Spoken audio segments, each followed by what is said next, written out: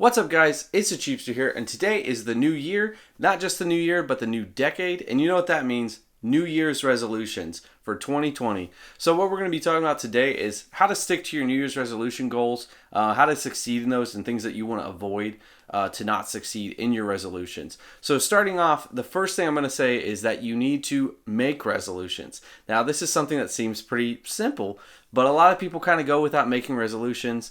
And the data is kind of there to show that the beginning of the year is the best time to make resolutions through the year. If you start other times, it just doesn't seem to work as well. I think it's that idea of having the clean slate behind you, that it's just a brand new year, and this being a brand new decade. You can just kind of throw away everything that you've had in the past and just start clean and do what you need to in the new year. So you need to make those resolutions. You need to have ideas on things that you want to improve through the year and make those. And you don't want to be discouraged with the past, because I know everybody here has probably had resolutions they've made in the past that didn't work out. I know I've had resolutions just last year that didn't work out for me, and pretty much every year before that, because it's hard to complete all your resolutions. But the whole point of it being the new year is that you throw that stuff away, and it's a new year. Don't be discouraged about what happened last year or the year before, and just say, you know what, this year's going to be a different year. This year I'm going to change and actually succeed in my resolutions. But yeah, make those resolutions and then write them down. So don't just put them in your head. Don't just think these are my resolutions and these are what I'm going to do, because, you know, if they're just in your head, that might not happen, because you really need to get them written down in a way that's concrete and that's physical, in a way that you can see it. Because if you just think about them, a week could go by, you're in the second week of January, and maybe you forgot what your resolutions even were. It'd be pretty easy if you didn't write them down. So with writing them down, another thing too is to make sure that your resolutions are not vague.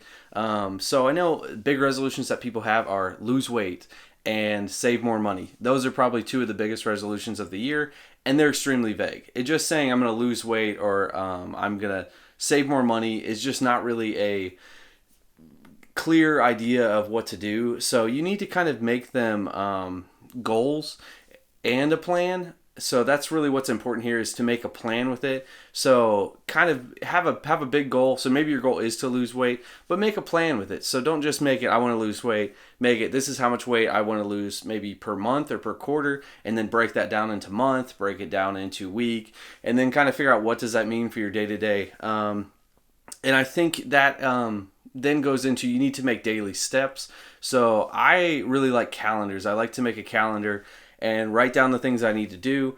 It helps me just feel better to be organized and say that, you know, this is the things that I want to get done. So I would definitely recommend that, to kind of write it all out on a calendar and have those daily steps. Just the small pieces at a time can really help you. And checking those daily things off too really gives you a sense of that you succeeded in doing it, and it keeps you motivated throughout the process. So I think breaking it down, taking those goals and making a plan out of them is just a really good thing to do, and not just making it just a big old vague goal of something that you really don't have a plan to do, because you need the plan to be able to reach the goal. And then also I would say you want to make them attainable, and this is all part of the plan too, because if you start making a plan, you might see, okay, well, I want to lose 100 pounds this year if that's what you need to lose. But then you might start to make a plan and say, this seems impossible. So you need to be able to make them attainable, and actually making that plan will help you see, is this attainable? And be realistic with yourself, because it's easy to say for me, the Cheapster tomorrow doing something versus Cheapster today. Oh yeah, the Cheapster tomorrow can handle everything. He can do it all, like, no problem. But we all know that when we get to tomorrow, then you want to say, okay, the tomorrow is going to do it. So it gets really easy to keep pushing it off. So you just make them attainable from the start. Don't be extreme. You don't want to make crazy extreme goals and stuff. And that's not to say that you can't do things that are big throughout the year, because you should be able to do things that are big. But just don't push yourself to extremes where it's not even going to work out, because that doesn't help anybody. It doesn't help you really actually reach those goals, and it probably is just setting you up for failure. So yeah, you don't want to be extreme with all that stuff. And then also, you want to put like your list of things and your plan and all that stuff. That's why I said like a calendar. I like to have a wall calendar that I can look at. So you want to put it somewhere that you can see every day. And that also goes with being able to check it off every day, because it's going to be really important to say, every day you remind yourself of what your resolutions were, and it'll just really help you to develop habits too with it, because eventually if you look at it every day, maybe at the end of January you don't really need to look at that calendar anymore, because you know you're in this pattern of doing things. And also, if you can make it to the end of January completing in your small steps in your plan, you are on your way, because most people fail their resolutions just in the first 2 weeks. Usually they're done. We all know the stories of the gyms. If you go to the gym just the first 2 weeks of the new year, it is packed because everyone's there trying to lose weight and work out. That's so many people's resolution. But then in the third week or fourth week, it's just dead quiet. It's back to the normal people that are there, because so many people just fail right there because they didn't have a plan. They didn't have attainable goals. So just sticking to all those things, putting something where you can see it, and then developing those habits, it's just really going to be a huge part. And habits is really something I want to drive home, because habits are really what you need to develop. It's what can help you do whatever you want to do. If you have a plan and you develop your plan into daily habits that help you work towards that, it's going to be pretty hard that you don't actually reach your goal, because if you just keep at that, most things are just persistence. Most things are just being persistent with it and keep trying. And if you have a good plan, you should be able to make it there. You really should. So that's just a big thing. And another thing I want to say is to dream about it. Dream about what your goal is and what that would mean to you, because you want to stay motivated. Even having a plan, it's still hard every day. So say you're trying to lose weight and every day you need to go walk 10,000 steps, or you need to just go to the gym and lift some weights, or whatever it is. Like, it is hard to stay motivated every single day. So when you can dream about that stuff and just think, okay, well, once I reach this point, this is what this is going to mean to me. That's pretty exciting. So, and you also kind of want to be working towards a celebration, I would say. I know for me, one of my resolutions this year is to be debt free. I've had student loan for a very long time, and me and my wife are really trying to pay that off, and we are just working so hard at it. And the first thing I want to do once we get that paid off is we're going to plan a cruise. And it might seem like, oh, that's kind of dumb, like you've paid off your debt, and then now you're just going to be like paying for something that's kind of wasteful. But it's not wasteful, because that is such a push for us to be like, oh my gosh, we get to like enjoy and celebrate the fact that we are going to be debt free.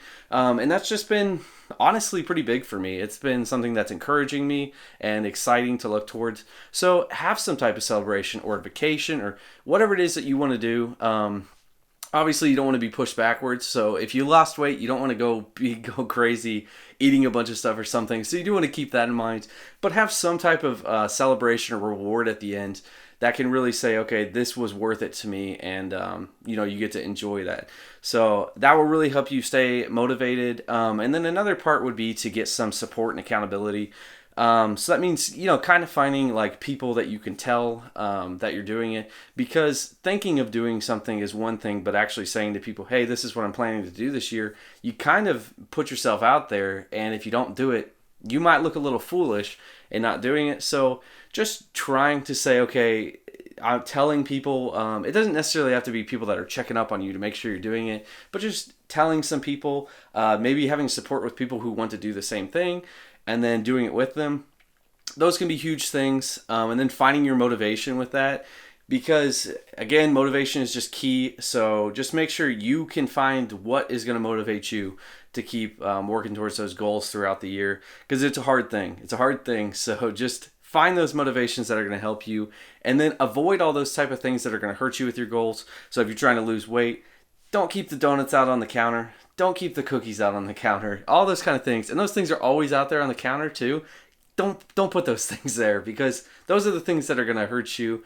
Maybe there's people that want to go out with you and eat a bunch of food or something, or go like eat a bunch of desserts, or doesn't have to be desserts. Anything that's just not good. You kind of want to avoid that stuff. Hopefully people will be understanding if you're trying to diet, or whatever your goal is, that could be leading you away from it. So try to avoid those things. And then don't get discouraged if you miss a day, because everyone kind of fails at a time. Thinking that you're going to stay motivated and complete every single time throughout a year of your plan is kind of impossible a little bit. Of course, you don't want to go into it thinking, oh, this is impossible, because then you're just setting yourself up to fail right there. But if you do mess up, if you do miss a day, it's all right, because it's not about the single days. It's about the big picture. The single days make up the big picture, but missing one day is not going to change everything. So just stay motivated, get back into your goal or your plan the next day, and then just don't get discouraged by that. Just keep fighting, keep pushing. Like I said, persistence is just such a big thing in achieving goals. I don't think it gets talked about enough about how much just persistence can really do for you. Small things that you can do per day. I mean, something like, maybe you're kind of a smaller guy and you want to do 50 push-ups a day, and you maybe don't do them all at once if you can't do that, but doing 50 push-ups in a day really isn't a super hard thing to do. But man, if you do that 365 days, it's really going to make some difference. So it's just huge to stay persistent. Kind of like the story with dripping water on a rock. It can just really just bore right through the rock after time, because persistence just really can wear things down in a good way, in this case, where you can reach those goals. So just keep really fighting on that. And yeah, a year of work will do a lot for you. It'll do really big things if you really stick to your plan. It'll really do big things. And celebrate everything along the way. So set up different points, not just the celebration at the end that you're working towards, but set up different points along the way. Maybe it's quarterly goals or monthly goals, or it can be whatever you want. And just don't go crazy, like I said, where you're working against your goal or pushing yourself back. But being able to spend the time to celebrate those goals is just such a big thing, and that really will help you keep your motivation. So just enjoy it. Don't let it be working towards your goals are such a terrible thing, because then you won't do it. You won't be able to reach the end if you're not enjoying it. So being able to celebrate those little wins is going to be huge for you. And then at the end, I hope you can share your success. If you've done something, you can go ahead and share it in the comments here. I'd love to hear the things that you've done either this last year, if you've reached your goals, or the goals that you're wanting to set. You can let me know in the comments the goals you're trying to set. But yeah, at the end, go ahead and share your success with people. Let people know. It doesn't need to be an arrogant thing to say, hey, I did this. I think a lot of people enjoy seeing that. It's encouraging to other people to see that you reached goals, and it might encourage other people to say, hey, I can do that too. So share it, and it's going to make you feel good about what you've done. So if you guys like this video, I hope it was helpful. You can do the cheapest thing that you can this year and this decade, and that is to tap the like button, and also subscribe to my channel. I do 2 videos a week, and just on fun, cheap things. So I hope you guys do well in your resolutions this year. Good luck to you guys with everything. Happy New Year, and remember to stay cheap in 2020.